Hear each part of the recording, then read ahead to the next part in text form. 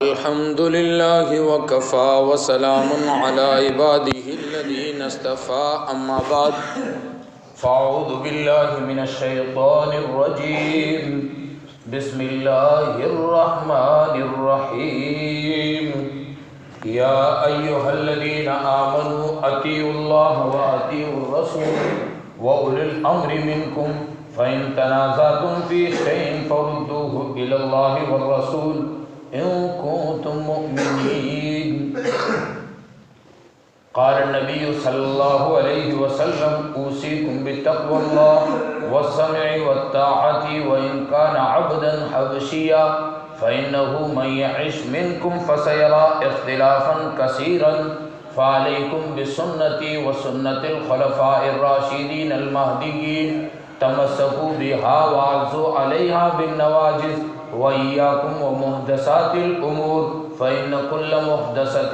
بدعة وكل بدعة ضلالة سبحان ربك رب العزة عما يصفون وسلام على المرسلين والحمد لله رب العالمين اللهم صل على سيدنا محمد وعلى آل سيدنا محمد وبارك وسلم اللهم صل على سيدنا محمد وعلى آل سيدنا محمد وبارك وسلم اللهم صل على سيدنا محمد وعلى آل سيدنا محمد وبارك وسلم.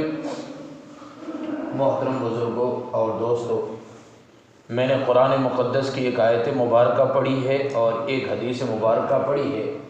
اسی کی روشنی میں چند باتیں، چند گزارشات پیش کروں گا. آج بدعت کی تعریف، بدعت کہتے کسے ہیں، یا یہ کہ ہم اپنے کاموں کا جائزہ لیں. کہیں ایسا تو نہیں ہے کہ ہم جس کام کو سنت سمجھ کے، دین سمجھ کے کر رہے ہیں وہ بدعت تو نہیں ہے. اصل میں شیطان جو ہے وہ دو طرح کا حملہ کرتا ہے. ایک حملہ تو اعمال کرنے نہیں دینا، پھر اعمال کر دیے ہیں تو ان اعمال کو خراب کرنے کا اس نے بیڑا اٹھا رکھا ہے. تو اس لیے ہم نے اپنے اعمال کو پرکھنا ہے، یہ اعمال رسول اللہ صلی اللہ علیہ وسلم کے طریقے کے موافق ہے یا نہیں. سب سے پہلے بدعت کو سمجھنے کے لیے بدعت کی تعریف، یوں تو علماء نے مختلف تعریفیں کی ہے، اس کو میں عوامی انداز میں پیش کروں. بدعت ہر اسی کام کو کہتے ہیں جس کا مقتضا، جس کی علت صحابہ رضوان اللہ علیہ مجمعین کے زمانے میں اور خیر القرون کے زمانے میں پائی گئی ہو، لیکن اس سبب کے باوجود، اس علت کے باوجود صحابہ رضوان اللہ علیہ مجمعین اور تابعین، تبع تابعین نے جس کام کو نہ کیا ہو، بعد والے اس کام کو کریں اور دین سمجھ کر کریں. اس پوائنٹ کو ذہن میں رکھیں، انشاءاللہ آگے والی پوری بات سمجھ میں آئے گی. اس کام کو کریں اور دین سمجھ کر کریں، وہ کام بدعت ہوتا ہے. بدعت وہ ہے جس پر جو ہمارے دلائل ہیں، قرآن، حدیث، اجماع امت اور قیاس شرعی، چار دلیلیں ہیں. نمبر 1 قرآن، نمبر 2 حدیث یعنی سنت رسول، نمبر 3 اجماع امت اور نمبر 4 قیاس شرعی. یہ چاروں دلائل میں سے کوئی دلیل اس پر دلالت نہ کرے اسے بدعت کہتے ہیں. بدعت ہر وہ کام ہے جو صحابہ رضوان اللہ علیہ مجمعین کے زمانے یعنی خیر القرون کے زمانے تک نہ ہوا ہو. اور اجماع امت ہے ہی یہی کہ خیر القرون کے زمانے کے جو ائمہ ہیں، مجتہدین ہیں، اس وقت کے جو محدثین ہیں، مفسرین ہیں، علماء جمہور ہے، جنہوں نے اس پر اتفاق کر دیا ہو، اجماع کر لیا ہو، وہ چیز اس کے بعد سے پھر جو شروع ہو وہ بدعت کہلاتی ہے. اب بدعت کے لیے 6 پوائنٹ اور بھی ہیں، وہ پہلے سن لیں، انہی پوائنٹوں پر چل کر میں بات کرتا ہوں. پہلے یہ تعریف سمجھ میں آ گئی. اب جن کو سمجھ میں آئی ہے انشاءاللہ امید ہے کہ میری بات بھی پوری سمجھ میں آئے گی. نمبر 1، اب بدعت کون سا عمل بنتا ہے؟ نمبر 1، کوئی فعل جس کا محرک، تقاضا، داعی، علت اور چاہت وہ موجود ہو صحابہ کے زمانے میں لیکن صحابہ نے اس عمل کو نہ کیا ہو، بعد والے اس عمل کو کریں اور دین سمجھ کر کریں تو وہ بدعت ہوتا ہے۔ اس پر ایک مثال دوں، پہلے یہ 6 چیزیں بتا دیتا ہوں پھر مثالیں دیتا ہوں۔ نمبر 2، کسی عمل کا مقید کرنا، شریعت نے جس کو مقید نہیں کیا ہے، عام ہے، اب اس پر قید لگا کے ایک جگہ متعین کر دینا، یہ بدعت کہلاتا ہے۔ نمبر 3، امر مندوب جو کہ مستحب عمل ہے، شریعت نے جس کو مندوب مستحب قرار دیا گیا ہے، اس عمل کو ضروری سمجھنا، نہ کرنے والے پر کراہت کا، مکروہ تحریمی کا فتویٰ لگانا، یا یہ کہ نہ کرنے والے کو برا سمجھنا، یہ بھی بدعت بنتا ہے۔ نمبر 4، شرعی کیفیت کو بدل دینا، یعنی شریعت نے ایک کام کی کیفیت ایک بنائی ہے، اب اس کیفیت کو بدل کے کوئی کام کرے تو یہ بھی بدعت بنتا ہے۔ اور نمبر 5، تشبہ، یعنی غیروں کی مشابہت اختیار کرنا، غیروں کی مشابہت سے لینا، یہ بھی بدعت بنتا ہے۔ اور نمبر 6، سنت جو ہے، سنت کا نسب ہوتا ہے، یعنی یہ کام میں نے اپنے استاد سے سیکھا، انہوں نے اپنے استاد سے سیکھا، انہوں نے اپنے استاد سے، یوں یہ نسب نبی پاک صلی اللہ علیہ وسلم تک پہنچتا ہے۔ اور بدعت جو ہوتی ہے اس کا نسب نہیں ہوتا ہے، یہ کسی علاقے کی پیداوار ہوتی ہے، یا یہ کہ کسی شہر کی پیداوار ہوتی ہے، یا یہ کہ کسی آدمی کی پیداوار ہوتی ہے، پھر لوگ اس کو پکڑ کے چل پڑتے ہیں، یہ بدعت ہوتی ہے۔ تو یہ 6 پوائنٹ یاد رکھیں۔ سب سے پہلا پوائنٹ، کوئی فعل جس کا محرک، تقاضا، داعی، چاہت، علت صحابہ کے دور میں پائے جاتے ہو، صحابہ نے وہ کام نہ کیا ہو، وہ بدعت ہوگا۔ اب اس پر مثالیں سمجھیں۔ مثال کے طور پر صحابہ رضوان اللہ علیہم اجمعین کے دور میں اذان ہوتی تھی، صحابہ کے دور میں نماز ہوتی تھی، جمعے کی نماز بھی ہوتی تھی، جنازے کی نماز بھی ہوتی تھی، صحابہ کے زمانے میں شادیاں بھی ہوتی تھی، موتیں بھی ہوتی تھی، یہ ساری چیزیں ہوتی تھی۔ اب ان نے اس پر جو جو کام کیے ہیں وہ ہے سنت، اور ان نے کام نہیں کیے وہ ہے بدعت۔ مثال کے طور پر صحابہ کے دور میں اذان ہوتی تھی، حضرت بلال رضی اللہ تعالیٰ عنہ نے اذان دی ہے، اور اذان سے پہلے یا اذان کے بعد صلاۃ و سلام صحابہ کے دور میں نہیں ملتا ہے، تو اذان تو اس زمانے میں تھی، صحابہ کیا ثواب کو نہیں جانتے تھے؟ جانتے تھے۔ فاستبقوا الخیرات، انہیں قرآن کہتا ہے ثواب کے لیے وہ دوڑتے تھے، ہر وہ کام جو ثواب کا ہوتا تھا صحابہ کرتے تھے، لیکن صحابہ نے اس دور میں اذان سے پہلے صلاۃ و سلام نہ پڑھی۔ آج کے دور میں اگر کوئی پڑھے گا تو یہ بدعت ہو جائے گی۔ کیا صحابہ نہیں جانتے تھے درود کہاں پڑھنا ہے؟ بالکل جانتے تھے۔ جمعے کے بعد اگر کوئی درود پڑھے گا تو یہ بدعت ہوگی، کیا صحابہ نہیں جانتے تھے؟ اور اسی طرح نماز جنازہ کے فوراً بعد، بعض جگہوں پہ بعض لوگ فوراً بعد دفن سے پہلے جو دعا کرتے ہیں وہ دعا بھی بدعت ہوگی۔ صحابہ کے دور میں جنازہ ہوتا تھا تو وہ فاستبقوا الخیرات تھے، دین کے کام میں، نیکی کے کام میں دوڑنے والے تھے، ان نے اس کام کو نہیں کیا۔ آج کا بندہ اگر کرے گا تو یہ بدعت بنے گی۔ اسی طرح دفن کرنے کے بعد واپس گھر پہ آتے ہیں، اس وقت دعا کرتے ہیں، مول صاحب کو بلا دیتے ہیں، دعا کرتے ہیں اس وقت بیٹھ کے، اور بعض جگہوں پہ 40 قدم ہٹ کے بعد دعا کرتے ہیں۔ تو یہ دعا کرنا کہیں بھی کسی بھی کتابوں میں ثابت نہیں ہے، جب صحابہ کے دور میں ثابت نہیں ہے، یہ عمل بھی بدعت ہوگا۔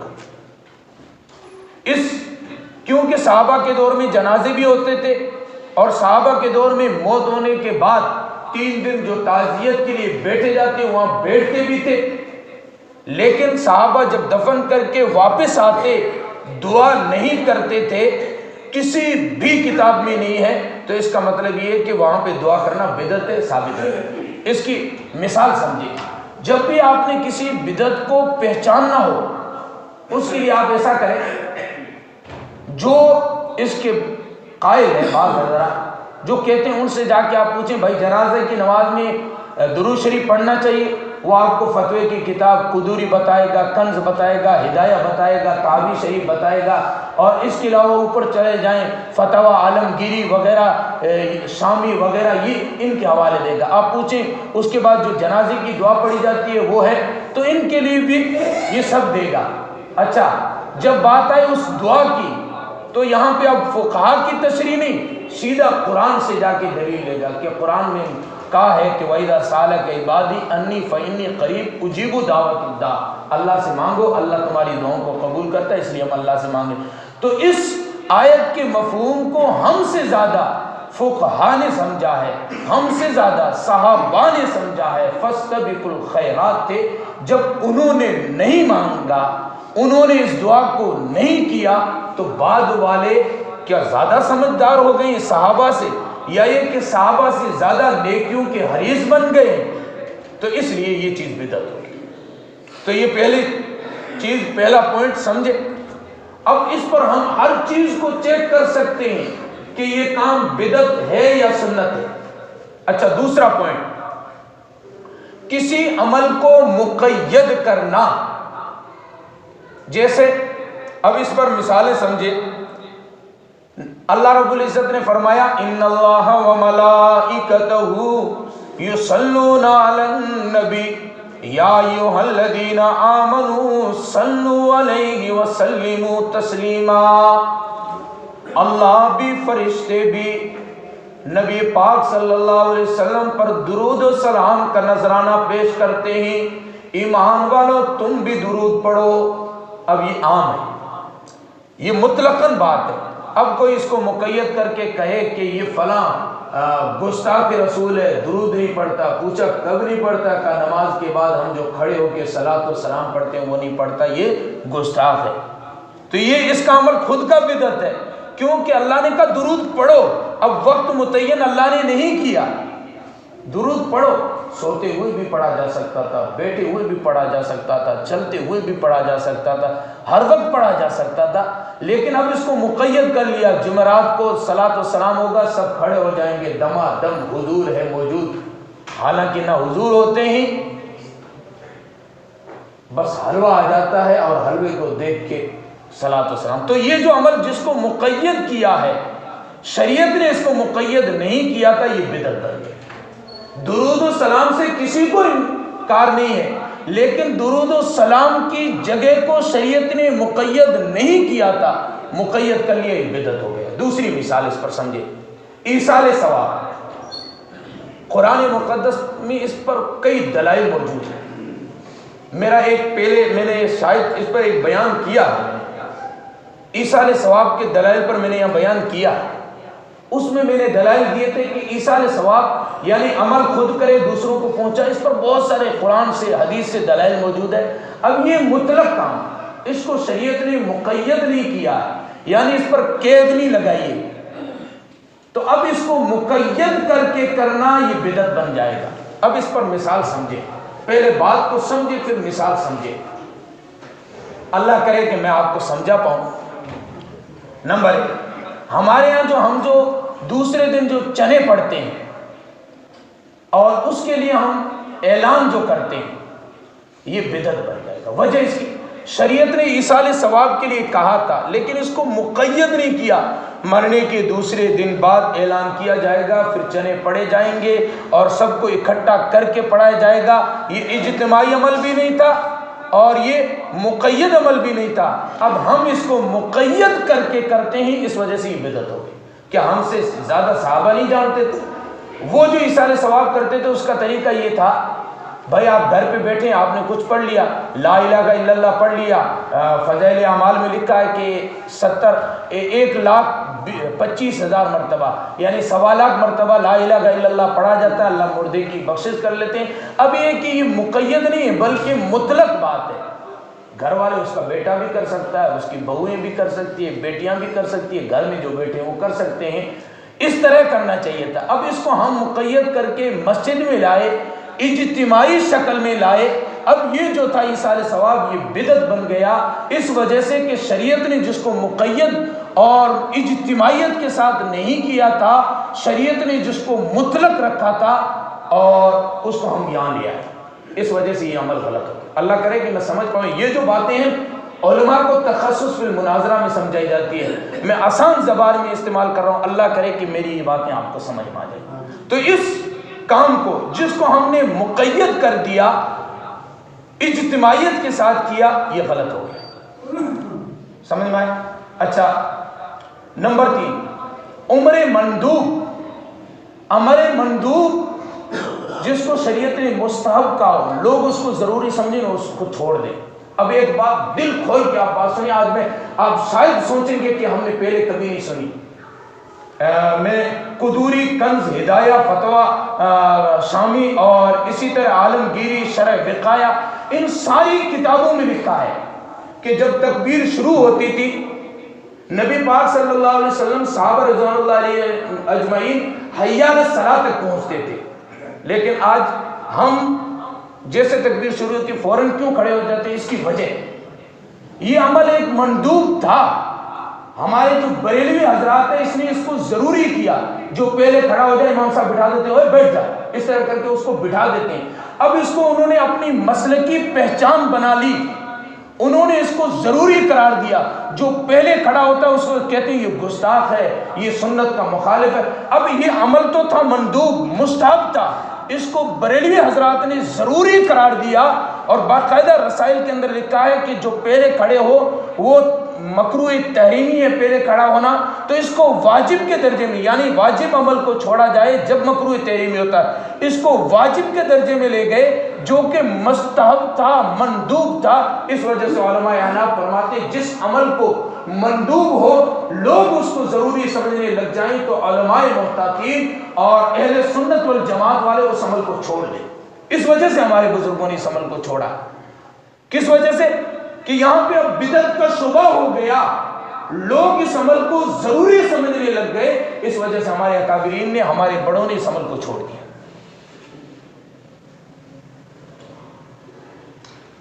اور پھر چوتھی کیفیت، شرعی کیفیت کو بدل دینا. شریعت نے ایک عمل کی کیفیت متعین نہیں کی ہے، اب اس کیفیت کو بدل دینا. حضرت عبداللہ بن عمر رضی اللہ تعالی عنہما کعبۃ اللہ کے پاس بیٹھے ہیں. اتنے میں ان کو کسی نے خبر دی کہ یہاں پہ لوگ چاشت کی جماعت کر رہے ہیں. حضرت عمر بن خطاب کے بیٹے حضرت عبداللہ بن عمر رضی اللہ تعالیٰ عنہما تشریف لائے. فرمایا یہ تمہارا جو کام ہے یہ بدعت ہے. اب یہاں پہ چاشت کی نماز کو بدعت نہیں کہا. لوگ کہتے ہیں یار درود کو بدعت کہہ دیا، یہ دیوبندی گستاخ ہے. یہ ایسے کہتے ہیں ارے بھائی درود کو نہیں، درود کو پڑھنے کا جو تم نے یہ طریقہ اپنایا اس کو بدعت کہا ہے. تو یہاں پہ حضرت عبداللہ بن عمر رضی اللہ تعالیٰ عنہ نے فرمایا کہ ھذا امر بدعۃ، یہ جو تمہارا کام ہے یہ بدعت ہے. بدعت کس کو کہا؟ چاشت کی نماز کو نہیں، بلکہ اس کو جماعت کے ساتھ جو پڑھ رہے تھے اس کو بدعت کہا. تو جس چیز کی شریعت نے جو کیفیت بیان کی ہے اسی کیفیت کے موافق ہو تو وہ عمل سنت ہوگا. اگر کیفیت بدل جائے تو بدعت. اب اس پر میں مثال دوں. ابھی جمعے سے پہلے ہم نے 4 رکعت سنت جن نے پڑھی ہے یا اب پڑھیں گے، یا یہ کہ ظہر سے پہلے ہم جو 4 رکعت سنت پڑھتے ہیں یہ سنت الگ الگ پڑھنے کا. اب کوئی آئے کہ امام صاحب ہماری سورہ فاتحہ صحیح نہیں ہے اور ہم اتنا صحیح بھی نہیں پڑھ پاتے ہیں، اس میں کیا حرج ہے؟ آپ جماعت کرا دو سنت کی. ہوگی کیا جماعت؟ نہیں ہو سکتی. کیوں؟ کہ نبی نے اس کام کو نہیں کیا. جماعت کا ثواب اپنی جگہ ہے، جب نبی نے کیا ہے وہیں پہ ثواب ملے گا. جس کام کو نبی نے نہیں کیا ہے اگر کوئی امام صاحب کرائے تو اس پر الٹا ثواب تو کیا ہونا؟ گناہ ہوگا. اسی طرح ایک اور مثال سمجھے. فجر کی نماز کے اندر سجدے 4 ہوتے ہیں. کسی جذبے میں آ جائے کہ یار سجدہ کرنا تو عبادت ہے، شیطان نے نہیں کیا، اللہ نے دھکا دے کے نکال دیا، 5واں سجدہ کر لے، تو کیا ہوگا؟ نماز خراب ہو جائے گی. وجہ نبی نے نہیں سکھایا. سجدہ اگرچہ عبادت تھا، نبی نے یہاں نہیں سکھایا ہے، یہاں کرو گے تو نماز خراب ہو جائے گی. بالکل اسی طرح جو کام نبی نے نہیں سکھایا اگرچہ وہ کام بہتر معلوم ہوتا ہو لیکن وہ کام اب ثواب کا نہیں بلکہ گناہ کا ہو جائے گا.